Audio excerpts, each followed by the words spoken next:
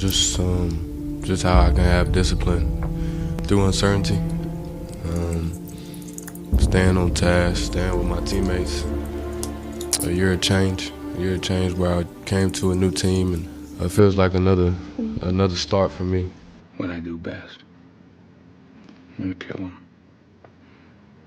Anyone I was involved in, anybody who profited from it, anybody who opens their eyes at me. You kill them all.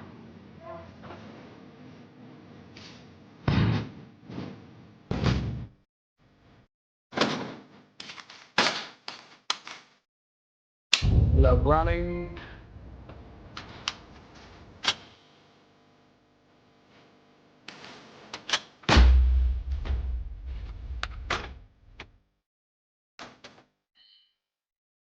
What's good, y'all? The hype intro for Brandon Ingram. We got to talk about BI. BI is an awesome basketball player. Sorry if I adjust myself here. And one of the biggest shifts for me, at least, has been in terms of my approach to basketball, has been understanding basketball from the perspective of analytics and then ununderstanding basketball from the perspective of analytics. What do I mean by that? Give me one sec here. Let me pull the background up. Okay. So when I was a kid, I used to study game. I used to study film breakdowns and tape. I used to study and one mixtape and skill. I was drawn to the most skilled basketball players. And over the last week, I've been doing what is a video that is hopefully going to come out this week, which is the top 40 Raptor peaks of all time, in which I go through the best Raptor seasons of all time. And what this has done is it's given me a chance to go back and study the game how it used to be. And it gave me an appreciation for players that I really liked, maybe players that I, let's say, missed because the analytics didn't love, because I wasn't paying attention to the analytics, and I realized how great some of the analytics like these players. But Brandon Ingram is not about the analytics. Brandon Ingram is about the game. And one of the players that consistently has eye test FC versus spreadsheet FC all up in arms is Kobe Bryant. And a player that Brandon Ingram has been compared to is Kobe Bryant. And it's taken me a really long time to recalibrate my brain to say, okay, analytics are great. Shot quality is great. Efficiency is great. But there's a value to what this guy does. There's a value to what this Kobe Bryant guy did. There's a reason why everyone who played against him was so scared of him, why he was so lethal, why he was so incredible in so many clutch situations. And there's a reason why the Raptors were really bad last year. And they don't have anybody who mimics the skill set of a Kobe Bryant. So today I want to talk about Brandon Ingram. I want to talk about the problems he solves for the Toronto Raptors. I specifically want to talk about his game, minus the analytics. I don't want to talk about numbers. I don't want to talk about VORP. I don't want to talk about, box plus minus and true shooting percentage. Y'all can look that up. Last I checked, Basketball Reference is free. What I want to talk about is what Brandon Ingram does. I want to talk about what Brandon Ingram does on the court, what he does well, what he doesn't do well, and perhaps what the Raptors can do to unlock him fully. I think we'll start this conversation out with the numbers a little bit, the numbers and the analytics. Y'all know BI is a hell of a scorer. Y'all know that. Y'all know that BI has a very smooth game. Y'all know that Brandon Ingram is a very good shooter. There's a lot of things that are going for him. Crafted NBA, which is one of my favorite analytics sites, has offensive similarity scores. And the players that are most similar to Brandon Ingram in terms of their offensive similarity scores, in terms of how they rank offensive players, are Cade Cunningham and Jaylen Brown. Now, Ingram is unique compared to these two players because he is bigger than these two players. Ingram is a legit 6'9", legit. And while he's not nearly the defender that Jaylen Brown is, and he may not necessarily be the hyped player that Cade Cunningham is, I think there's a lot in his game that reminds me of Cade. DeMar DeRozan is another guy that analytics tend to hate, but true hoopers and guys who study the game really tend to love. In terms of crafted offensive plus minus, Ingram was 86th percentile last year. I think this can go up to 95th, 96th very easily. Load creation is great. His free throw rate wasn't great. His shot quality isn't great. His efficiency is very good for the context that he's in because he takes a lot of really tough shots. We'll talk about the value of tough shots at some point as well as we look into the film and how Brandon Ingram scores. There are values to his defense. He is not a non-defender. He is every bit of his 6'9". He is a huge human being. He has a 7'3" wingspan. There's a lot to be said about what he can do with more engagement. He talks about it in his end of season scrum, his exit interviews, where he said, look, this team has made it clear that they have a defensive identity. I have no desire to mess that up. I got to fit in. That's who they are. That's who I want to be. So I expect this 36th percentile defensive rating next to a Scotty Barnes and a Jakob Poeltl, like two really capable, like go through the players that he's played with on the Hornets. The Pelicans. It's been a lot of Jonas Valanciunas, guys like this. He just hasn't had a great rim protector next to him. He was traded for the best rim protector in Pelicans history, which is Anthony Davis. And he didn't have a long time to play with LeBron James either, right? So it's interesting to see like who he was with LeBron. And it's interesting to see who he's been with the Pelicans. It's interesting to see how he sort of shape-shifted in different directions with Lonzo running the point. He was much, much more of a catch-and-shoot guy, taking a lot of threes. And then, with Zion in, he becomes more of an off-ball guy, does a lot of the off-ball stuff with Zion out. Sometimes their splits are not so great together. He is definitely more of a mid-post offensive driver, doing a lot of tough shot stuff in the mid-range. Not always the most creative offense with Willie Green. And, last year we saw him take a lot more threes. So that was positive, right? His three-point attempt rate is still very low, though.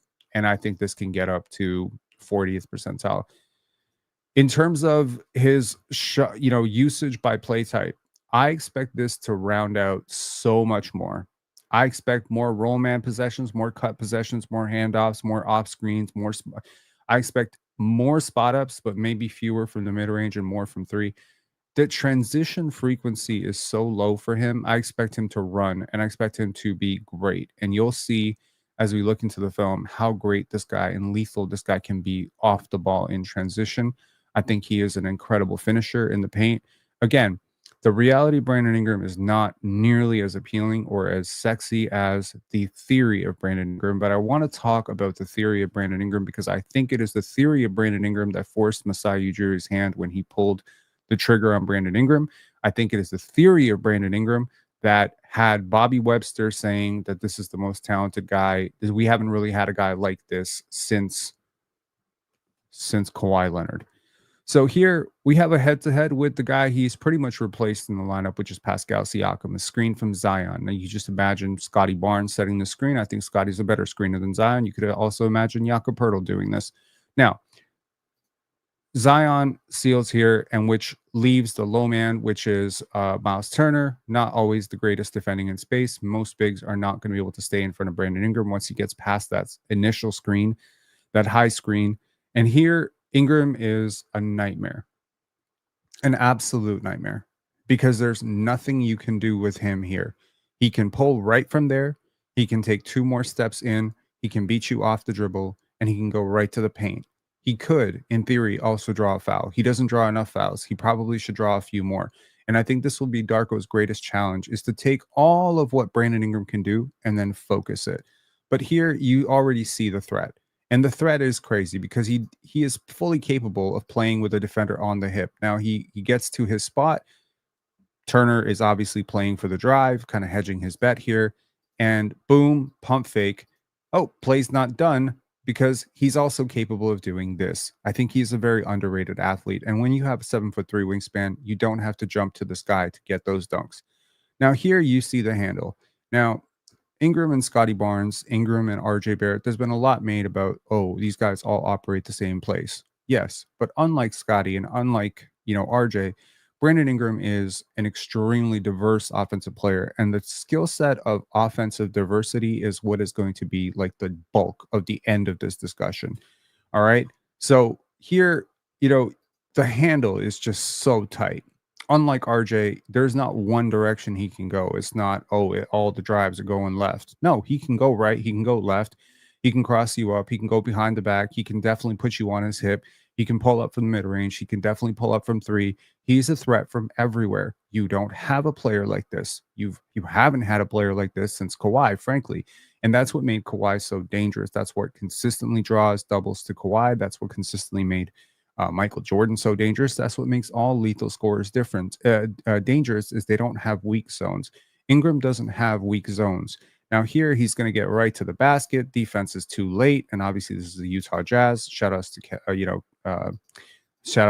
Olynk back with the Utah Jazz a year ago. Here, he has a really good defender on him. Doesn't matter, just goes right past him.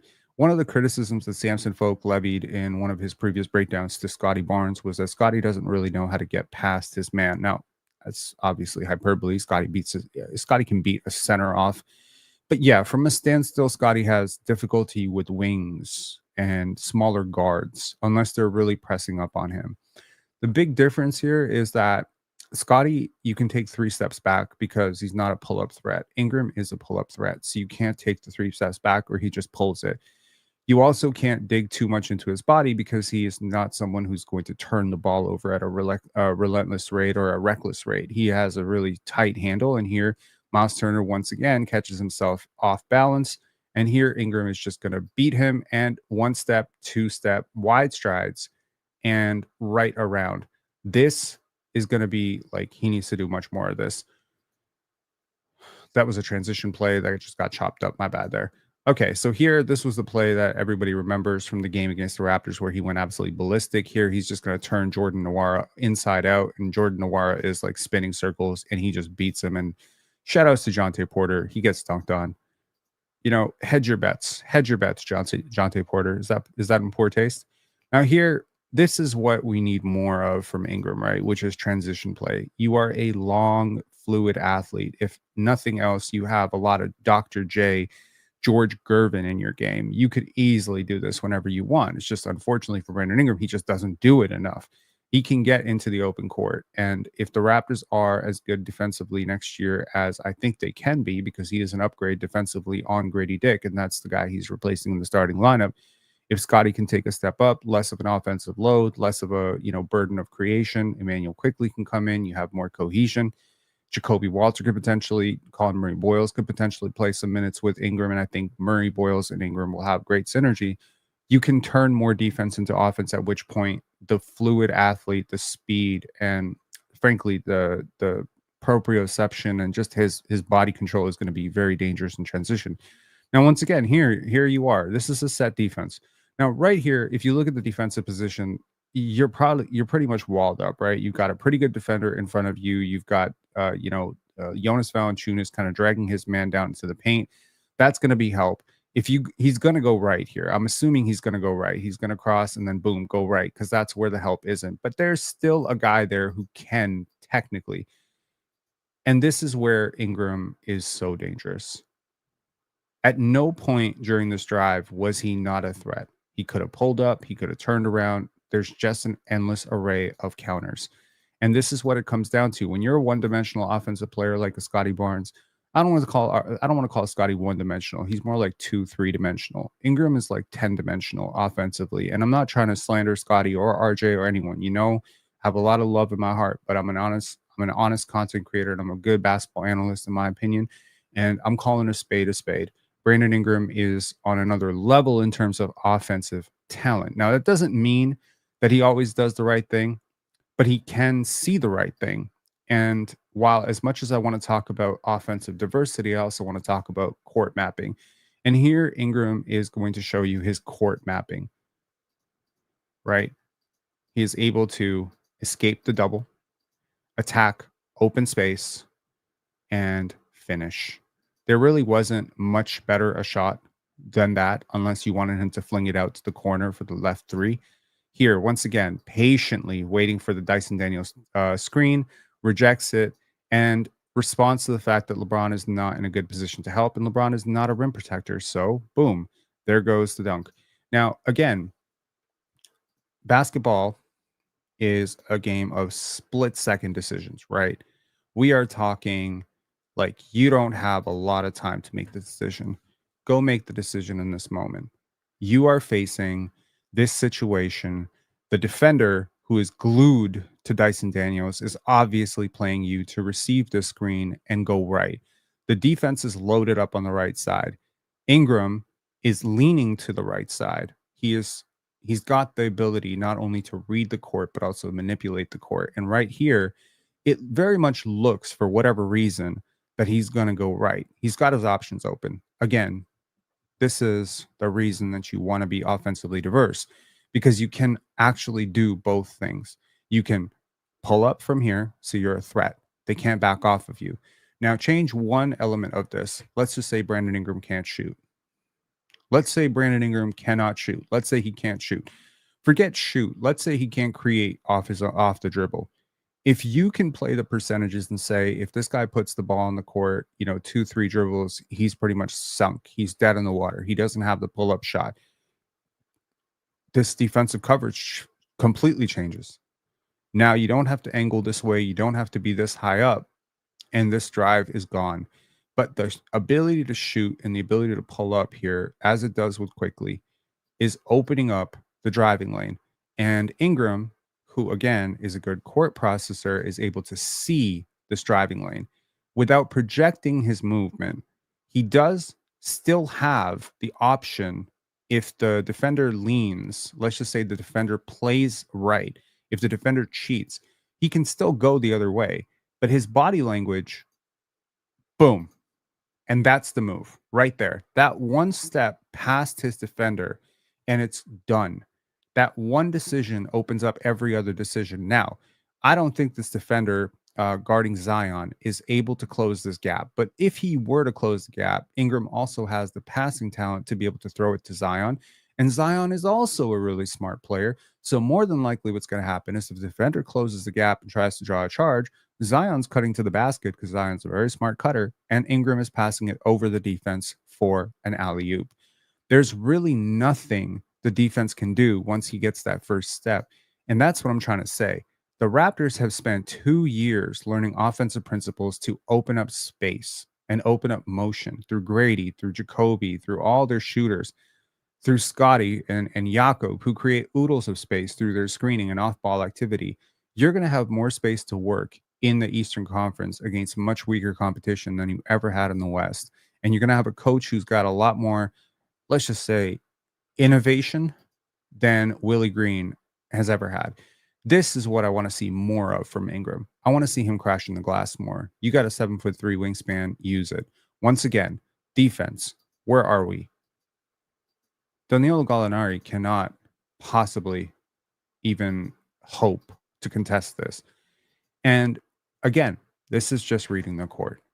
This is just consistently reading the court. This is the ability to play with your defender. Look at how low he is in his stance. That's a 6'9" defender who is head-to-head with a 6'4" defender. And he is going to get... Remember that thing I said about how Scotty doesn't get low enough on drives? He doesn't get under his shoulder. He doesn't get into his defender's chest. Well, this is what Scotty needs to watch every single day. He needs to watch how Brandon Ingram drives the basketball. Because right here, this puts the defender off balance. The size and the shooting pocket allows him at any point, he's going to have the clearance of all time to pull up for a jumper. The pull-up threat is going to create the pressure, which is going to create the separation, which is going to create the finish. And the incredible finishing talent is what creates the pressure on the jumper. It's just a chain reaction. Any one thing you cannot do offensively is what the defense will play against you. Ingram doesn't have holes offensively. I'm not saying he's a perfect basketball player.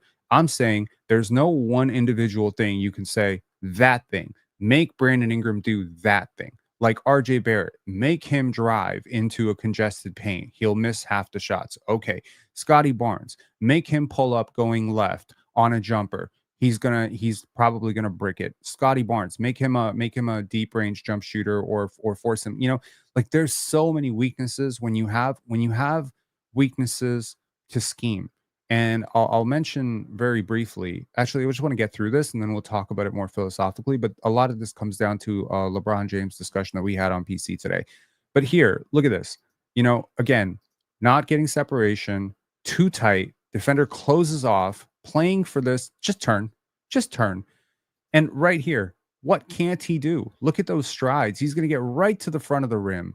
How do you stop this? Once again, transition, off ball. Here, Ingram decides. Now, how many times do you think Scotty and Ingram can pull this play off in a game? As many times as they want, man. Anytime, as many times as they want. Boom. Crossover, gets low, rip through, and pass. He's a great passer. You know, this is something that I used to reject. I didn't think Brandon Ingram was a great passer, even when I've often called Brandon Ingram one of my favorite players. If y'all OGs of this channel, you know, about 2-3 years ago, I made a comparison between Brandon Ingram and Pascal Siakam, and I said Ingram was by far the better player. Even as high as I was on Ingram, I wasn't quite clued in to how good a passer he is. Since he's come over to the Raptors, I went back and I watched the last 2 years of I've watched almost all of his games from New Orleans. I promise you, this guy is a very underrated passer. That was a good connective pass there. Here, Ingram is going to make this pass. And look at that. 6'9" with 7'3" wingspan, really tall standing reach. Nobody can block this passing angle. He always has an opening to the pass. I'll mention something else. Ingram might be listed at 6'9", but if you look at his anatomy, where do his shoulders sit? When you see him standing next to a Kevin Durant, who is a full 7 feet tall, or Karl Anthony Towns, his shoulders are almost on par with theirs. Now, last I checked, you do not play basketball with your head. Okay, no one has ever played basketball with their heads. Ingram is the opposite of someone like a Chris Bosh, where it's all neck, right? Ingram is like no neck. Ingram is like his shoulders, like if you, I don't want to say decapitate the guy, but if you take the head off, he has the body pretty much anamorphically, anthropomorphically. I'm not going to get this word right. He has the body of a center and the skill sets of a guard. Last I checked, this is what usually gets you picked first overall. Nobody can block this passing angle. There's not one guard with arms long enough to block that passing angle. And he is extremely smart. Anatomically, I don't think it's anatomically, but that does make sense.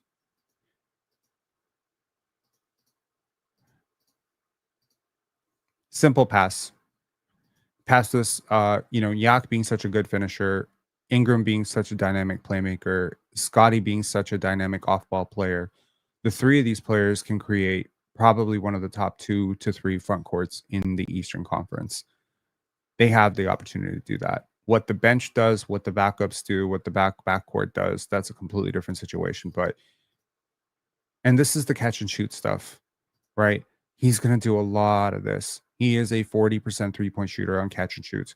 I think he can get up to 42, 43 if he was a little bit more open, a little bit less defensive attention. And here, you can see it. It's all over. He's not getting shots from the left corner, the right corner. Do me a favor. Go and Google Brandon Ingram shot chart. You see how diverse the whole thing is. There's no, he's going to be a right block merchant. No, he can do it from the left. He can do it from the right. Left wing, right wing, above the break, in the paint. He does it all. And there's really not a weak zone. I keep hammering home that point. Again, boom, over a double. Doesn't bother him. Now this time, boom. You think you could play him one shoulder or the other. You really can't. He has both. Once again, little catch and shoot there, coming off motion. Here, Dennis Schroeder just doesn't get a hand up in time. This is dangerous. This is what expands space. Brandon Ingram is a spacing cheat code when he wants to be. When he is not playing with the basketball and he's not forcing awkward mid-range twos, fadeaways, and holding on to the basketball, which he obviously will not be able to do in the Raptors offense. Otherwise, the offense falls apart. I think people have drastically misread how the Raptors want to use Brandon Ingram. I don't think they're abandoning their entire philosophy for Brandon Ingram. I think what he does is he fills their biggest void, which is they don't have a great isolation scorer. Okay, here, once again, Ingram, space, game on the line. And this is something that you really can't capture with the analytics, can you? How dangerous are you and how useful are you with 3 to 4 seconds on the shot clock comes down to your offensive diversity. If you don't have weak zones, I can't really play you with the shot clock on my side. Almost everyone's percentages go down when there's a short clock situation. Who was the one player for the Raptors, I'd say 2 years ago, who fared pretty decently in those situations? It was Gary Trent Jr. Why? He had fewer weak zones than most of the players around him. That's why. Boom. Here, Şengün, double team. Now here, obviously, short clock situation, you want to take the shot. If you had a little bit more time, maybe fling this out to CJ McCollum. Don't force an awkward fadeaway. But here, good defender, Derek Lively. Too slow to guard him, really long.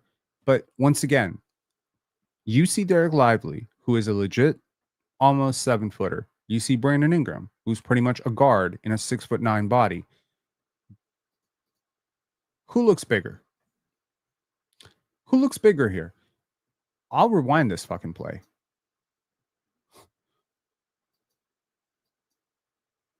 Who looks bigger? I know who's bigger. Tell me who looks bigger on the court. That's a center. Shoulder to shoulder, they're pretty much the same size. This is insane. Rudy Gay 2.0 is fucking insane. I'll actually give you a little cheat into the Toronto Raptors top 40 seasons. I got down to 65 seasons and I'm now weeding it up to 40. This is top individual seasons. I promise you Rudy Gay's name did not come in the first 65 names. Please don't ever compare Brandon Ingram to Rudy Gay. It is crazy to compare these two. Rudy Gay wishes he could do half this shit. He can't. Okay, here we go. Like, come on. Bro, what the hell are we even doing here? He just dropped the defender. Like, what is going on? Look at this pass.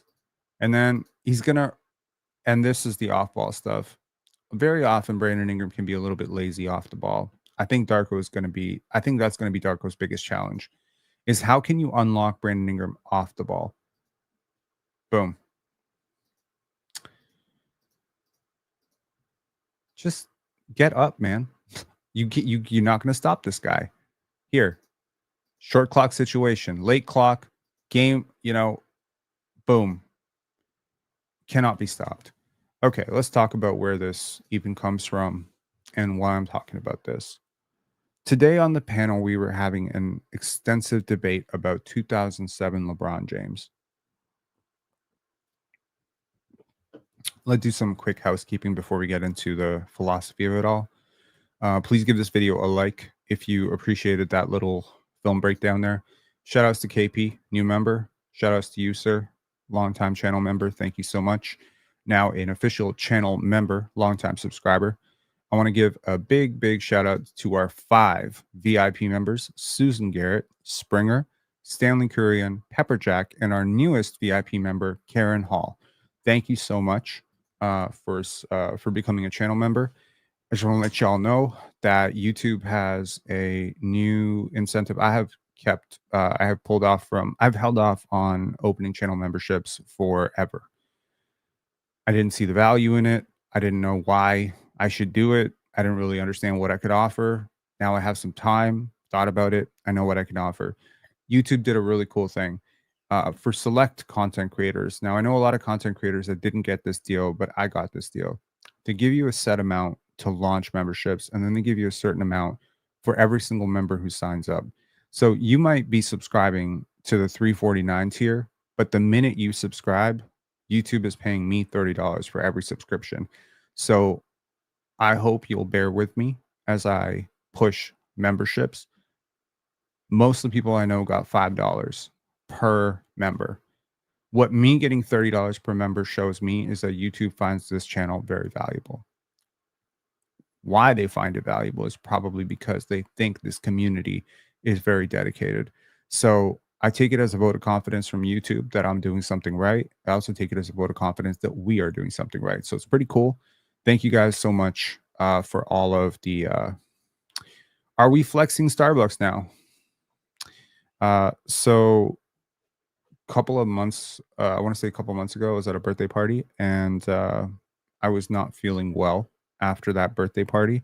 So my friend sent me home with a reusable Starbucks cup, and it's just become my favorite cup now. So you are crazy if you think I'm buying Starbucks every day. Yeah. WYSO, this channel is valuable objectively. Troy Knight's extremely valuable. Awesome. Thank you guys so much. Appreciate it. Tariq saying, were you drunk at the party?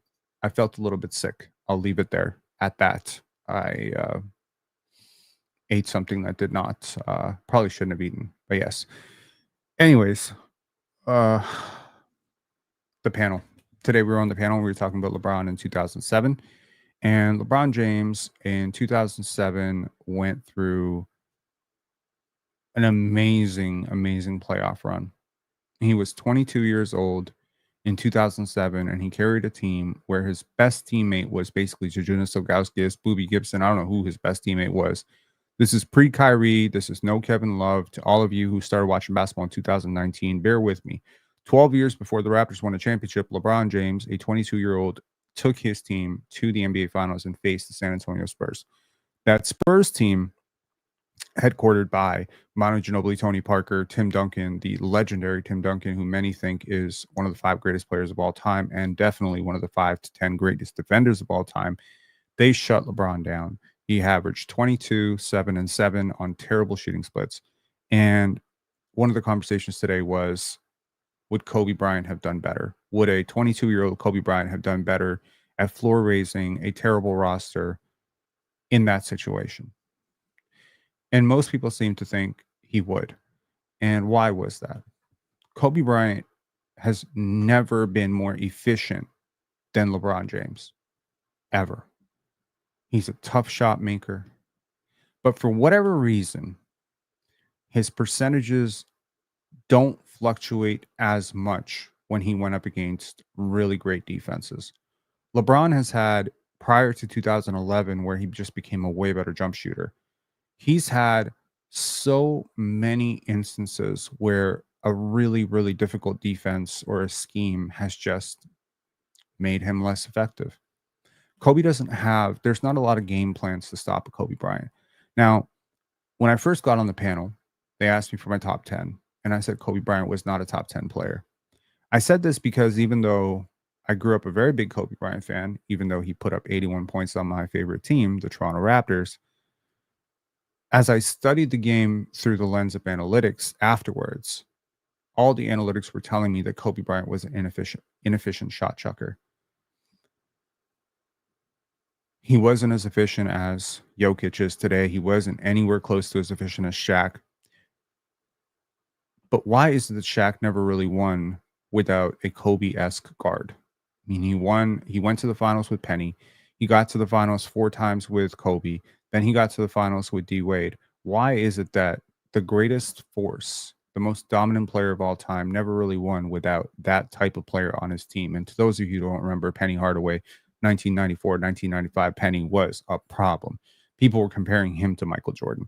Why is it that Shaquille O'Neal always needed that dominant 3-level scorer next to him? Well, it's because of how the basketball court is structured and ultimately how diverse scores work. When diverse scores like Brandon Ingram, and I make this comparison loosely. Please don't ever come back and tell me like, hey, Rob, did you say Brandon Ingram was Kobe Bryant? No, I'm not saying Brandon Ingram is Kobe Bryant.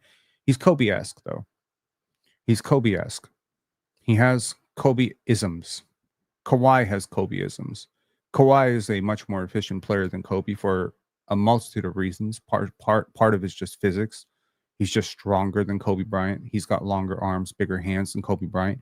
In Phil Jackson's interview, one of the interviews, he said the difference between Kobe and Michael, he said it was the hands. Kobe had small hands. Michael had huge hands. Kawhi has bigger hands than Michael Jordan. Bigger hands allow for more ball control. There's a lot of things, wingspan, physical advantages. I am convinced of one thing. No one single player in my lifetime made more of what they had God-given than Kobe Bryant. Probably the most maximization of your skill set ever. Maybe not maximization of your teammates, maybe not maximization of your situation, But definitely in terms of whatever a 6'6" athlete with so athleticism could do, Kobe did. DeMar's another one. These are all diverse scorers. There are holes with DeMar though. He was not nearly as great a passer early in his season. So again, like early in his career, DeMar wasn't the greatest passer. He wasn't a great 3-point shooter. His shooting mechanics did not lend him like that slingshot shot he's got just doesn't lend itself to shooting from beyond. DeMar has the problem that a lot of young kids have, which is he kind of throws the ball at the basket. This is why, at a youth level, you try to tell kids to play with a smaller ball. So they never get into the habit of that flick away shot. DeMar has some bad mechanics that don't lend themselves to DeMar will never be Klay Thompson from three. There's no chance at this point in his career that he's just going to morph into a great shooter. Ingram is a great shooter. He's a very good shooter. And at 6'9", he can be an unstoppable shooter. Ingram has a lot of DeMar DeRozan, a lot of Kobe Bryant, a lot of Kawhi in him. There's a lot of that stuff in him, but it's never quite materialized to that level of volume, that level of health, that level of domination. What is missing from Brandon Ingram? Well, I think what it reminds me of is something that Darko said about Scotty Barnes last year, which is to say, if you can do one thing, you're probably a good role player. If you can do two things, you might be a star. If you can do three things, you're an MVP. And if you can do more than three things, you're probably going to be in Europe. And I think Ingram suffers from the crisis of too many options. When you can do everything, nothing's really a bad shot, is it? There's no bad shots for Brandon Ingram. Pull up three from 28 feet, not a bad shot. Running hook shot through the lane, not a bad shot. Turnaround midi from the high post, not a bad shot. Drive to the lane, not a bad shot. Crossover, back step, step back, 2-pointer from 22 feet, not a bad shot. Go left, go right, not a bad shot. He doesn't have bad shots. There are no bad shots. And so when there are no bad shots, what's a great shot? You can't even tell. I think Ingram needs guidance. So that's the first thing that I think the Raptors have to do with Brandon Ingram is they have to cut out some of the fat from his game. It's not that you can't do it, it's we prefer you not do it. We need to structure your offense so you have a clear pecking order of what we want you to do. We do want you above the break, launching from three. We do want you operating in the middle of the zone. We want you operating at the nail so Scotty can fan out. But also when Scotty's there, we don't want you at the top of the key or above the break, kind of camping out, waiting for a kickback. Go fan out to the corner. When a shot goes up, we want you crashing the glass. When Scotty's on the left block and your defender falls asleep, we do want you to back cut the defense to create more pressure. Ingram can do so many things, especially with two plus-size playmakers with him and Scotty and Jakob Poeltl. This is never something he's enjoyed. The other thing I'll say is it's somewhat underrated, but I think you can say that every single performance, so if a player plays 82 games in a season, those are 82 performances. And in those 82 performances, it will matter. Three things will matter fundamentally the most. Who were your teammates? Who was your opponent? And what did you do about it? That's it. Who were your teammates? I think Ingram has better teammates in Toronto. Sans Zion, because Zion is definitely the most talented player he could play with. But in terms of fitting around Ingram, in terms of the players I would want around him, especially if he does a lot of heavy lifting for the second unit with Kelly and Grady Dick and Jacoby Walter, I really like that second unit with Ingram. So there's value to the offensive players around him. Even when you look at a guy like an Emmanuel Quickley, RJ Barrett, the drivers, Ingram can do a lot with the pieces that he has. If Barnes can be a good shooter this year, even more so. If Barnes can't be a good shooter, well, then Ingram can fill in. I think they'll have to interplay. The point here is I don't think Ingram has played with a center as good as Jakob in a really long time. And I think that high-low thing that they can do can be very, very important. I think their pick-and-roll game can be amazing because Yak is incredible at screens and Ingram is absolutely deadly. Jakob is a great finisher. It is a pairing made in heaven. These two are going to be basketball synergy 100%. And him and Sandro Mamukelashvili, that's also great. Him and Scotty is also great. I have some concerns about how the starting five all melts together, but it won't be because of Ingram. If nothing else, Ingram is the most malleable complete basketball player in that starting five. He is the one who can never get into anyone's way. He's the one who can never really compromise spacing. I think what the Raptors are asking him not to do, I don't think the Raptors are asking him, hey, Brandon Ingram, can you please not be a spacing problem for us? Him being on the court is a spacing solution. I think what the Raptors need from Brandon Ingram is, instead of not just being a not spacing problem, can you be a spacing cheat code?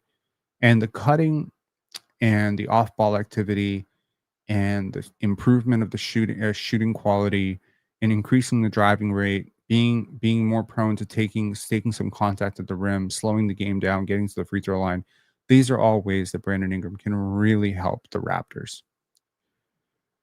To the point of, like, what do the Raptors need to fix? I think that sort of settles what the Raptors need to fix. What can Ingram do for the Raptors? I think he can be an all-star. I legitimately believe this guy could average 24 points, 8 rebounds, 6 assists next year. I don't know if he's going to average that. I don't think the Raptors are going to be so catered to Brandon Ingram offense, but it matters to me that he can do that. It matters to me that he can do that because one thing you'll notice with a lot of really good teams is there's a lot of players who do less than they can. Go look at the greatest teams of all time that you can think of, whether you're talking the Magic, Kareem, Lakers of the 80s, whether you're talking about the Jordan Bulls of the 90s, whether you're talking about the San Antonio Spurs of the 2000s, the Lakers at the turn of the century, whether you're talking about the Golden State Warriors, or whether you're talking about the Heatles, or if you're talking about LeBron's super team, or even if you're looking at the Kyrie, Harden, Durant Nets that didn't quite do anything, or whether you're talking about the Harden, Westbrook, Durant trio in OKC. What was the consistent with those teams is there was always a player who was doing a little less than they could fully do, but they didn't lose the ability to do that. Kyrie Irving doesn't need to go out and average 30 when he's playing with LeBron James, but that doesn't mean that you can guard him like a player who can't score 30, because the minute you let him see that pocket of daylight, he's going to go for 30. He's going to go for 40 in the finals. That danger is what unlocks your offense, the ability to do more. Ingram will always be able to do all of these amazing things. But for 10 to 12 possessions, can you just camp in the corner, catch and shoot like your Ochai Agbaji? Can you just cut to the basket like your Ochai Agbaji? You're never going to be Ochai Agbaji. The defense will always respect you like your all-star Brandon Ingram, super game Brandon Ingram. But you don't have to do everything all the time. It's the same thing with Scottie. Now, Scottie can do a lot less offensively than Ingram. He's a much better defender than Ingram, which is why I think he's still the Raptors' best player. But offensively, Scottie would be your second or third most talented offensive player next year. But Scottie does have things he can do offensively at a high rate. I think he can be a good catch and shoot shooter.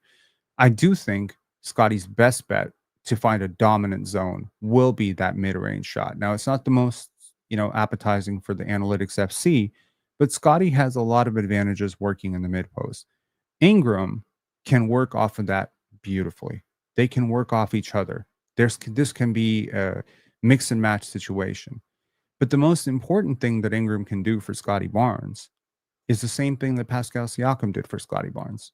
He can suck away the best defender. He can take away some pressure.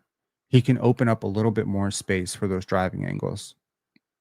Everything was so congested for the Raptors last year. How often was Scottie doubled, tripled? How often did he drive into a paint where no one had vacated? How often? Very often. It was too easy. With Ingram, it's not so easy anymore. Brandon Ingram, and I want to just, not to dance all over the place here. I want to really bring this conversation back to scoring diversity. I don't think that analytics properly value two things: scoring diversity and defensive versatility. Analytics love a guy who can block shots. Analytics love a guy who can rack up deflections and steals. Analytics love guys who can shoot threes at a high clip. Analytics love guys who can finish in the paint. I don't know how much analytics value the guy or devalue the guy who can only finish in the paint and only finishes in the paint, or the guy who can only shoot threes and only shoots threes. I don't think analytics properly devalue those guys. I don't think your eye test completely devalues guys who have limited scoring upside and scoring diversity. Everything I described about Brandon Ingram, about he can go left, he can go right, he can do this, he can do that, whatever. He can finish in the paint, he can finish, off 2 feet, off 1 feet. All the skill set stuff that I say with Brandon Ingram, the things that he can do for your basketball team on the basketball court, from 3, from mid-range, everything. What if he just couldn't shoot from 3 and then just didn't take threes? Would the analytics properly evaluate how his inability to shoot threes impacts the defense, impacts his teammates, impacts his coverages, impacts his efficiency, impacts the game plan? I don't think they do. Analytics didn't love Derrick Rose. Analytics didn't love Kobe Bryant. Analytics didn't love Allen Iverson. But the analytics really loved Donyell Marshall and Patrick Patterson. There's something to be said for that, right? There's a very small number of things on a basketball court that Donyell Marshall can do, but he does them so well. Michael Jordan and LeBron James differentiate from Kobe Bryant in one key factor. They have a dominant zone. Kobe doesn't have the dominant zone. Kobe doesn't have that dominant skill. Cade doesn't have a dominant skill right now either, just so we're clear. Scottie doesn't have a dominant skill right now either. But Michael Jordan, Nikola Jokic, Kareem Abdul-Jabbar, Shaquille O'Neal, they have dominant zones. What separates a Jordan from a Shaquille O'Neal is outside of those dominant zones, there's counters. Shaq, you can't stop him. He gets to the front of the paint, you're sunk, you throw 3 defenders, immediate gravity. He's probably still going to get the ball. He's probably still going to get the shot up. You're sunk. But consider a player like an Eddie Curry, who had a lot of the physical girth and size and whatever Shaq did, but nowhere near the level of command of his body, balance, all that stuff. Eddie Curry was not a good player. Eddie Curry got paid like a good player because they wanted to see something that wasn't there. When you go through history, you start to see that scoring diversity, which is to say, a player who can do 25 to 30 different things on the basketball court offensively, but doesn't do any one of those things exceptionally well, or maybe there's a thing that he does exceptionally well, but he doesn't do it often enough because his game hasn't been honed in enough, that's the player that gets undervalued. Brandon Ingram is that player because Brandon Ingram, unlike some of the players I've mentioned, does have a dominant zone. Brandon Ingram can be a dominant paint player. Brandon Ingram can finish over anybody. Brandon Ingram is, if he gets a little bit stronger and a little bit more forceful pushing it, he can definitely get to the front of the rim, and his percentages there are incredible. Ingram has a dominant skill. Ingram can be so much better. Pascal Siakam is a great example. Siakam's game was all over the map in Toronto. I think we all saw it. It was a very unfocused game. There's a lot of handling the basketball, a lot of, dribble, pound, twist, turn, step back, force awkward shots. And his percentages suffered for it. Without Kawhi, the percentages dipped and dipped and dipped. He was no longer a star player or a superstar player. He was nowhere near that level of efficiency that guys like LeBron and Kawhi would consistently get you 60, 61, 62, 63% true shooting. He wasn't getting there. Giannis gets to 63, 64, 65 true shooting. If your star is going 54 true shooting, what hope do you have to win a basketball game that lasts 100 possessions? You have no chance. With Ingram, his efficiency has been a little bit like Siakam's as well. It's been underwhelming at times because you see the talent, you see him on a good day, and you say, why can't this get to 63% true shooting? There's nothing wrong with his game. Everything my eye is telling me is saying this guy should be 60+%, true shooting guy. But then he'll force a really stupid shot. He'll force a shot over a double team where he could have made a pass. There'll be a shot where, he just has no business taking that shot early in the clock, but he does. There's a shot where he could get to the front of the paint, but he decides to settle for the mid range.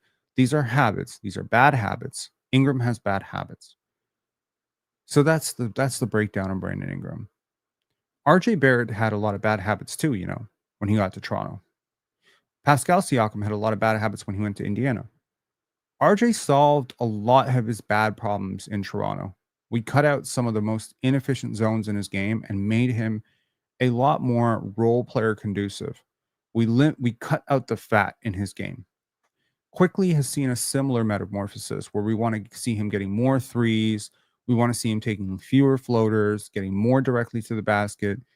Every player who's come into Toronto has had Darko Rajakovic radically shift their shot diet. Scotty Barnes is another player whose shot diet has shifted radically under Darko Rajakovic. Now, when I mentioned Pascal Siakam with the Indiana Pacers, look at his efficiency now. He is north of 60%. How? Why? Well, when you cut out some of the fat and you focus only on the zones that you are actually good at, we can actually hone in your game using analytics, and we can say, okay, we don't want you to become one-dimensional, but we don't want you to become 30-dimensional. Here are the 4 play types, and here are the order of operations in terms of where you're going to go to what. And we're going to put some great spacing around you, so you're going to have more space to work with than you ever did in Toronto with the likes of Kem Birch, and Scotty Barnes and Thaddeus Young occupying the court.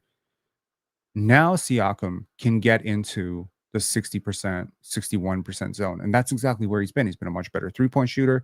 He's been dominant as hell in the post. These are his zones, and he can do really well in those zones. I think Ingram is better than Pascal Siakam. My eye test tells me he's better.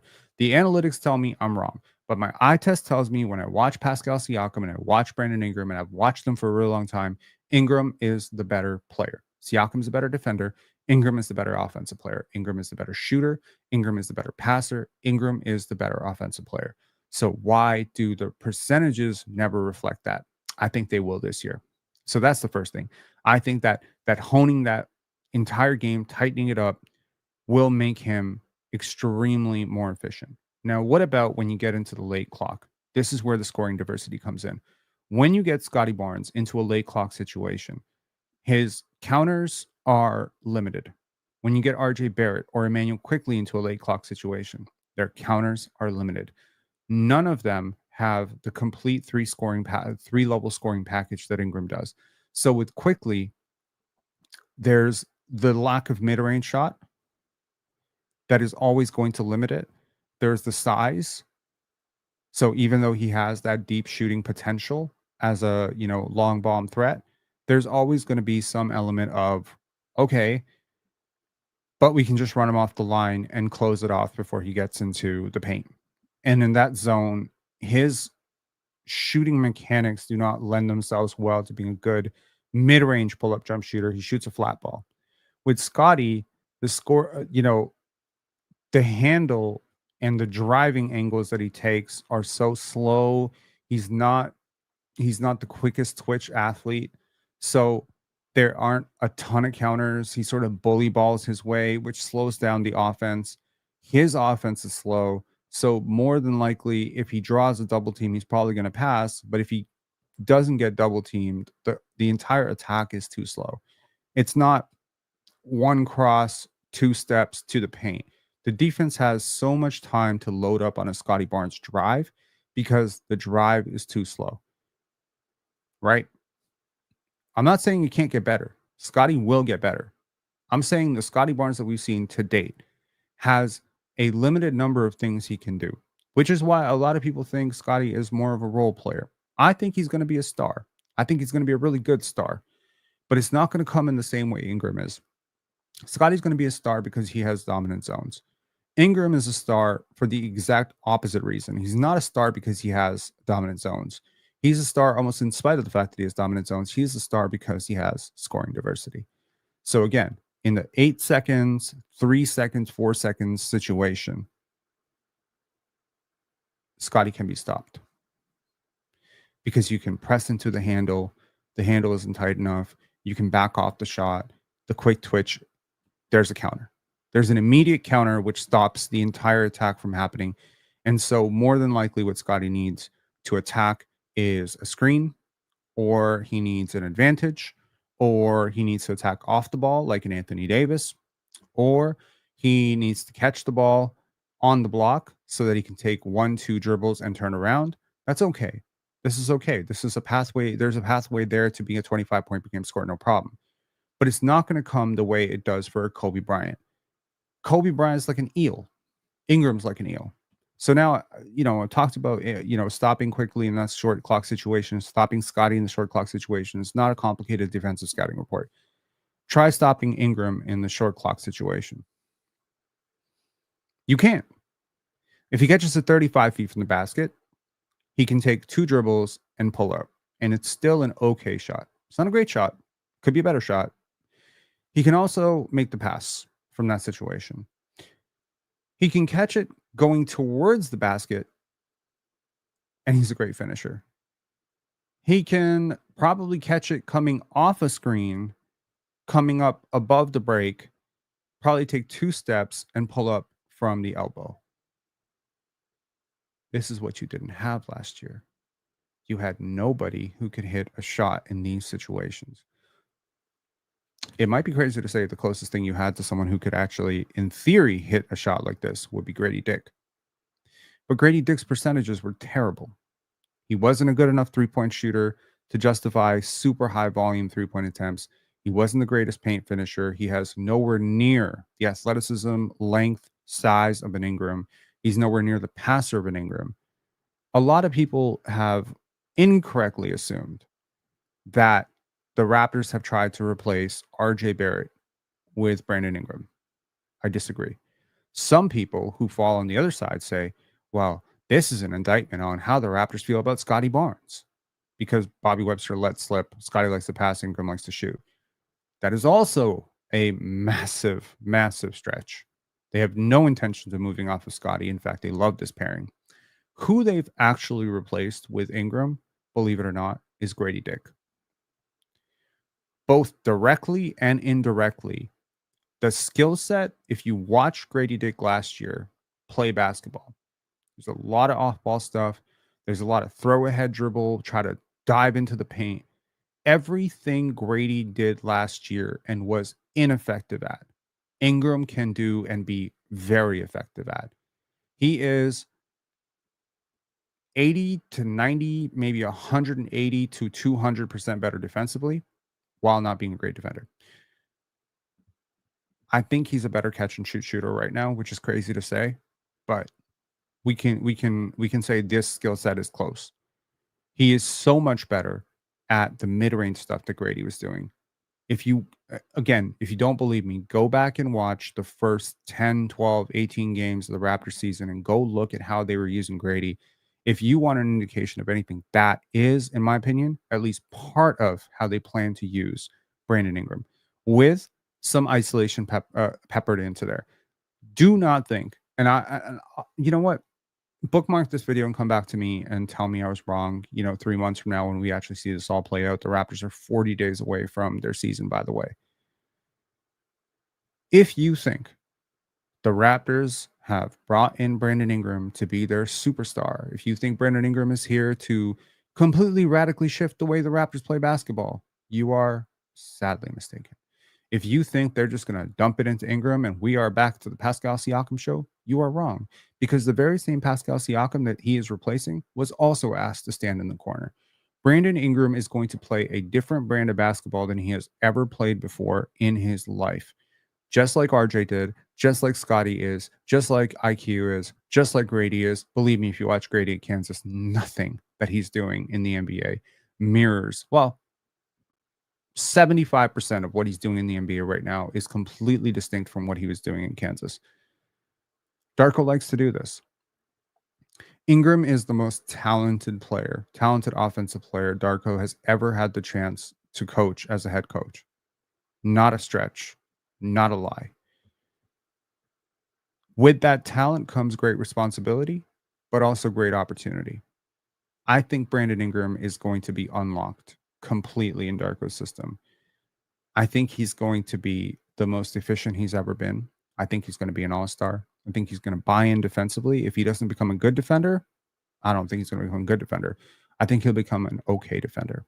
I think he'll be a team defender who participates. The only question mark right now for Brandon Ingram in Toronto is, will he be healthy? That is the only one. That's the only one. That's the only question I have. Whether he's going to buy in is not a question for me. He asked to be here. He wanted to be here. He got paid to be here. He's happy to be here. He's buying into the vibes. He said all the right stuff. I've heard through the grapevine that he's very, very happy with the direction the Raptors are going. Cool. I'll also point to the elephant in the room, which is that there are reports that the Toronto Raptors interviewed a lot of people before eventually settling for the lateral or, somewhat uneventful move of hiring Bobby Webster to be the head of basketball operations. Allegedly, what came out of a lot of these talks was that the people who were interviewing for the president job weren't enamored with the idea of the Raptors' past few decisions. There's also been a lot of kerfuffle, if you will, that Bobby Webster himself, the guy who is now in charge, wasn't all that sold on Brandon Ingram to begin with. If the first thing is true, which, I have no real reason to believe it's not true, that good riddance. If there's a president who is out there who's just like, I'd love this job, but that Brandon Ingram guy really scares me off this job. Well, you know what? You don't know basketball. So that's great. The second thing is the Bobby Webster stuff has been massively overplayed, I think. Whether Masai was the pushing force for Ingram, I hope someone asks Bobby Webster if he pushed back against it, because the reporting became some members of the front office weren't completely sold on Brandon Ingram to Bobby and Masai were diametrically opposed on, Brandon Ingram. There was also some little murmur that Bobby Webster kind of wanted to keep Pascal Siakam. I can't imagine a person who wants to keep Pascal Siakam and doesn't want to trade for Brandon Ingram. So if he falls on both sides, I'm very confused. Completely confused. If there was a disagreement between Masai and Bobby on Ingram, my money would say it was on the asking price. I would assume maybe Bobby Webster thought, let's wait till the offseason and try for a sign and trade, at which point they'll have less leverage. They don't have another option. Whereas Masai said, let's pay the first round pick. We don't care about it. And let's get him in the system early so we can get this extension done with and we can build up the team chemistry. I think that would be the only real, tangible thing that you can say.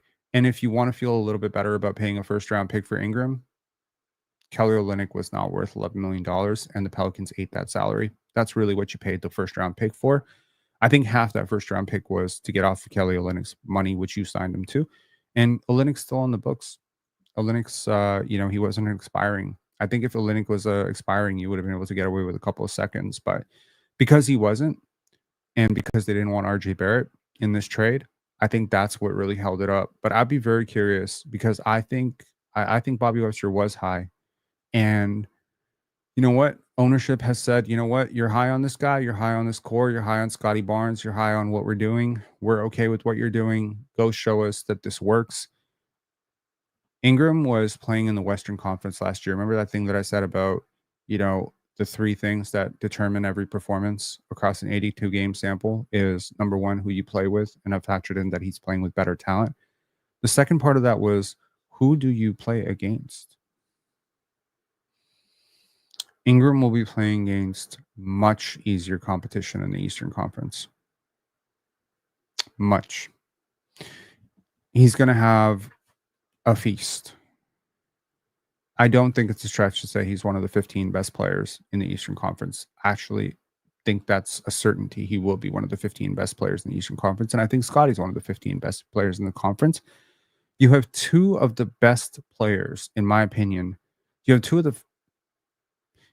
the 14 best players in this conference, and there's 15 teams in this conference. unless your bench is absolutely disgusting, unless your health luck is absolutely destroyed, you should win 40 wins going away with this team. Tough schedule in the beginning aside. Hotline Bling is a good song. Said, I'm riding with Brandon Ingram heavy. I'm a big fan. Best swing since Kawhi. For sure. I think the context of this conversation was mainly to put some respect on Brandon Ingram's name as an offensive player. It is not nothing I've said, and I hopefully you have not misunderstood me. I'm not saying Ingram is a superstar. I'm not saying Ingram is Kobe Bryant. I'm not saying Ingram is going to be the Raptors' best player. In fact, I'm convinced he's not going to be their best player. I'm not even completely sure he's going to be their leading scorer. Although, if I had to bet money, which I don't bet money, as y'all know, I would bet on Ingram to be their leading scorer and their leading shot taker. I don't know. Nothing that I've said here is leading me to the conclusion that he's going to play 70 games, that the Raptors are going to have him for the playoffs, that all that stuff. What I'm saying is this skill set, this diverse offensive wing who can play make, this skill set, I would argue you haven't had this player since Vince Carter. Because even Kawhi had limitations as a playmaker. DeMar has limitations as a three-point shooter. The closest thing you've actually had to a player who is so offensively slanted and so offensively diverse is Vince Carter. Now, let me be careful when I say this. Even Vince Carter was not that offensively diverse. He was dominant. He was a great shooter. He was a good mid-range shooter, but he had predictability in his game. He wasn't nearly the playmaker early on in his career. He was a good playmaker, very underrated, but not nearly to the level of Ingram. He wasn't 6'9". He didn't see the passing angles. His handle wasn't nearly as dynamic. From a pure skill set perspective, when you combine it with everything else, Brandon Ingram could become. I could hear a debate that Brandon Ingram is the most talented player in Raptors history. I could hear it. He's not the best. He's not the best. Kawhi was the best. Vince was the second best. Siakam, Bosh, they're all up there. Those are the best players. Ingram's not better than any of those players right now. He's not better than Siakam was 3-4 years ago. No, he's not. The defensive impact there. He's not better than Lowry was in 17. He's not better than Vince was in 01, 02, 03, or even 99. He's probably not better than Tracy McGrady was in 2000, if I'm being honest. Tracy just didn't get the minutes to prove it. He's not better than those players. He's more offensively diverse than those players. He has fewer holes in his game than those players. So what you're working with, Darko Rajakovic, is insane talent. Between him and Scotty, you are working with molds of golden clay. If you can harness it correctly, they have a chance to be better than Paolo and Franz. They have a chance to be better than Trae Young and Jalen Johnson. They have a chance to be better than Halliburton and Siakam. They have a chance to be better than Tatum and Brown. Or that might be stretching it, but Tatum's so good. So that's the hope. That's the hope. So you hope for that. Shout outs. We got some new members. I shouted out KP earlier. Shout out to Mr. Canada. Became a YouTube member. Shout outs to you, Mr. Canada. We got Kevin Killix Rio. Thank you so much for subscribing. And of course, Mark Tavares, longtime channel subscriber. Thank you for becoming a member. There is a good benefit to becoming a member on all three tiers. Different tiers have different membership perks. Obviously, with the VIP stuff, we're working it out. I'm gonna over the next week, I'm gonna work with the people who sign up for the VIP tier to figure out what y'all want exactly. There's a lot I can do. There's a lot I can do with this. I can break down entire games for you. I can do off-air lives. I can do a lot of stuff. It's cool. The perk of becoming a member at the chatter level, VIP level, or baller level is that every single month you do get a member chat. So to those of you who frequently super chat, become a member It's cheaper. You don't have to super chat anymore. You can just member chat. You get one free member chat every single month. Pretty much pays itself. All right. So thank you so much. I am working on that top 40 Raptors season peaks video. Maybe it is the PC influence, but I'm starting to work on a lot more countdown lists. I was thinking of a top 25 trade targets for the Raptors, top 20 Raptors in NBA history, top 20 players in Raptors history. I was thinking about the top, top this, top that, and it just came to me. I was like, you know what, peak seasons. There's a chance to talk about Doug Christie. There's a chance to talk about Danielle Marshall. There's a chance to talk about Mo Pete. I'm for it. So that video will drop at some point this week. I'm working on it. After I exit this live, I'm gonna be working on it. I'm gonna be doing the data crunch numbers. I'm gonna try to put some graphics together, give y'all some real context. I've been a Raptor fan not since day one, not since 1995, but since 99, 2000. I've been a big time Raptor fan. I have a lot of memories. And the good thing for me, by the way, is that apart from one player who shall remain, a mystery, prior to 98, there were no players who made this list. None. So I don't need to talk about the time that I wasn't really a Raptor fan. I pretty much got here when things got good. I stayed when things got bad. I stayed when things got worse. I was here when things got good again. I was here when things got really great. And then I was here for Scotty's draft. And now I'm here again. I'm here again to tell you that Brandon Ingram is awesome and that you should not listen to content creators out there telling you that he's nothing. Because for my money, the Raptors addressed three of their biggest needs. They replaced a very inexperienced starter in Grady Dick with a very experienced one in Brandon Ingram. They replaced a very poor isolation scorer with a really good isolation scorer. And they added a three-point shooter. And they did so without really taking away anyone from their core rotation. What matters here is that the downstream effect of this is that it will help your depth in theory. If guys like Grady Dick, Ochai Agbaji, if there's an upgrade offered somewhere, if one of these guys can just become way better very quickly, if Colin Murray Boyles comes out with a Scotty Barnes-esque season off the bench, things can get very, very good for the Raptors. And they've never had more talent, in my humble opinion, than they do right now, other than the championship team. Like, you can say the championship team had more talent, sure. But apart from that, go down Raptors history. 2000, Vincent Tracy, a lot of talent there. In terms of raw talent, I'm not saying materializing on the court. In terms of raw talent, Grady, Jacoby, Colin Murray Boyles, so much talent. Mobo, talent. Granted, not quite to the level that those guys are.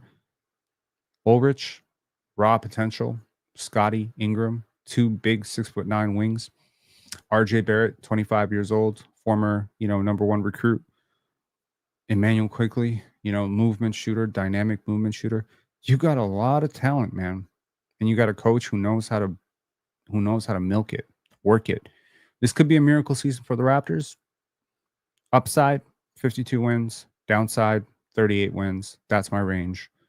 Give this video a like, please, on your way out. Appreciate it very much. And shout outs to Brandon Ingram. Wishing you good luck, man. Wow, clean shaven Rob. Can't recognize you, bro. We sometimes do some off basketball talk towards the end of these lives. Let's do some here.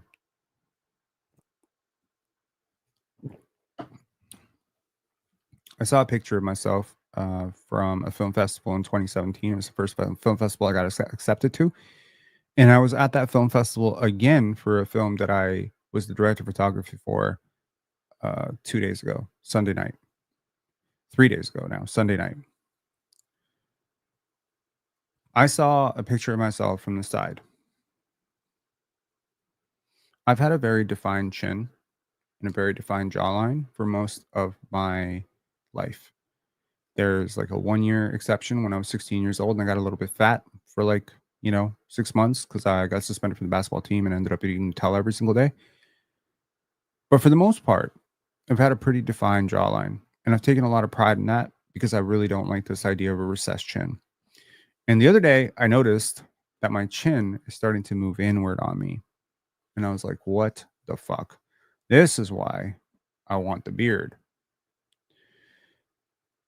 If you are someone out there who wants to change this, I'm going to give you 2 minutes of free advice that has nothing to do with basketball, okay? And I'm going to prove it to you by reshaping my face. And y'all will notice, I don't know if you can see this because I have lighting and shit. Y'all see, like, if to those of you who followed me for the last 4 years, have you seen my face is sort of sinking down a little bit? It's not just because I'm getting old. It's because I have bad habits. There we go. Member asks, I got you. So, why is your chin, why are you forming a double chin? Why is your chin starting to go in? Why are you starting to see sagging in your face? Why are your jaw muscles not as defined? There's a lot of reasons for it. I'll give you one. You're not properly chewing your food. Either nobody taught you how to chew your food, or you've gotten into a habit of chewing your food improperly. To teach you how to chew your food properly, you should really, really chew your food. Like 20, 30, it should be mush. And then instead of sucking your food down, which is the wrong idea, move your food using your tongue to the back of your throat. Don't suck your food. 1. 2, stop mouth breathing. A lot of people who have sinus congestion, allergies, for whatever reason, breathe with their mouth. Andrea Bargnani used to breathe with his mouth all the time. It's a terrible, terrible thing. It's horrible for your breath. It's horrible for your chin. Don't mouth breathe. If you need to stop yourself from mouth breathing, first of all, learn to breathe with your nose first, then stop the mouth breathing. It's a chain reaction. 2 things. Number 3, your tongue position is incorrect. Most people have a very improper tongue position, which usually messes up not only their jawline, but also their facial structure, also their features, and also their teeth. The proper tongue position is the back of your tongue at the roof of your mouth when you're sitting still. Do this all day. Once you start to do it, it will feel natural. For the first little bit, it will feel very unnatural. Number 4, fix your posture. This is proper posture. My girlfriend is 5'7". I'm 5'11". The wake-up call for me was when she put on 3-inch heels and was my height. I was like, what the fuck happened? I started going to the gym immediately. I was like, I am too young to be shrinking. What's happened to me is 6, 7, 8 hours a day of sitting at the computer, and my chest is starting to cave in on itself like a nerd. So fix all those things. Number 4, 5, whatever. If you want to jazzercise, do it. You don't have to do it. I'm not Joe Rogan. I'm definitely not telling you to do that. When you do these things, a lot of things are going to happen right away for you. And I promise you, it's going to change how you look and how you feel about yourself. Number 1, your chin will start to come back out. If you're a man, this is a good look. This is an attractive look. Women look for strong jawlines. If you're a woman, this is also a good look. Men like strong, defined jawlines in women, not big, bulky jawlines. We're not looking for, bodybuilder jawlines, but I'm saying like a nice, that kind of like, you understand what I'm saying? Cool. So if you want to jazzercise, do it. I'm not telling you have to do it. If you do this process of, keeping your tongue at the bottom, at the roof of your mouth, and most important, don't just put the tip of your tongue at your mouth, and do not press your tongue against your teeth. You will make yourself buck-toothed, especially if you're young. So keep your tongue, proper posture, against the roof of your mouth. The most important part of this is keep the back part of your tongue against the roof of your mouth. Do not breathe with your mouth. Whenever possible, breathe through your nose. Learn how to breathe through your nose if you don't.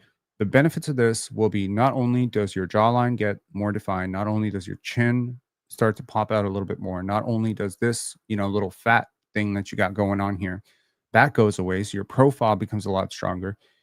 I promise you the rest of your face will look better as well, because immediately you'll have more muscle here.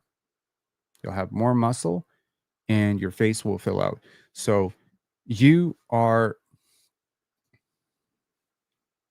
this can be a game changer as well. Be safe. I'm not going to suggest doing this, but yeah. Do people teeth touch, or do you leave a gap? I had a bad habit of clenching.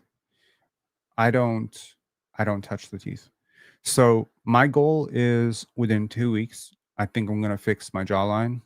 I'm already working on everything, bro. I've had horrible scars. When I was in grade 7, someone cleated my face, and I decided to go the next day and play basketball all day. I ended up getting like horrible, horrible scarring all over my face, to the point where when I went on a date when I was 16 or 17 years old, because of how bad some of my scars were, I didn't want to sit on the left side of my date. I would always go to the other side. That's how conscious I was of it when I was 16. Then obviously I had the massive scar on my forehead, which some of you have seen when I'm not wearing a hat. That scar was 39 stitches across my head from an accident that I had. I've had many other scars. I'm trying to fix everything, bro. I'm not moving another year of my life with all these things that I want to fix. So I'm getting all that together. I'm getting a lot more ambitious.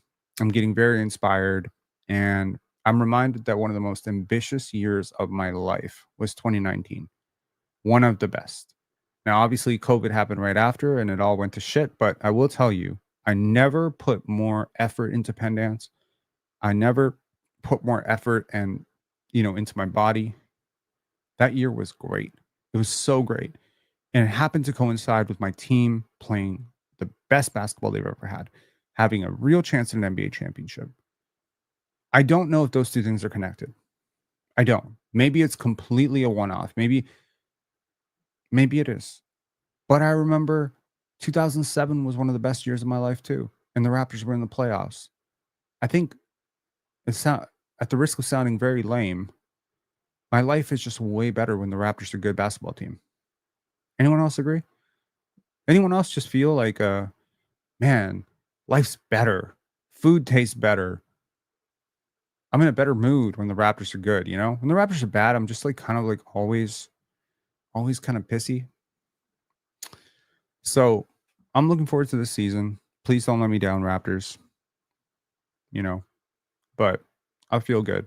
Thank you to our new members. Shout outs to our VIPs. Can't, I'm with you. Nice. 2009, I was doing so well. Yeah.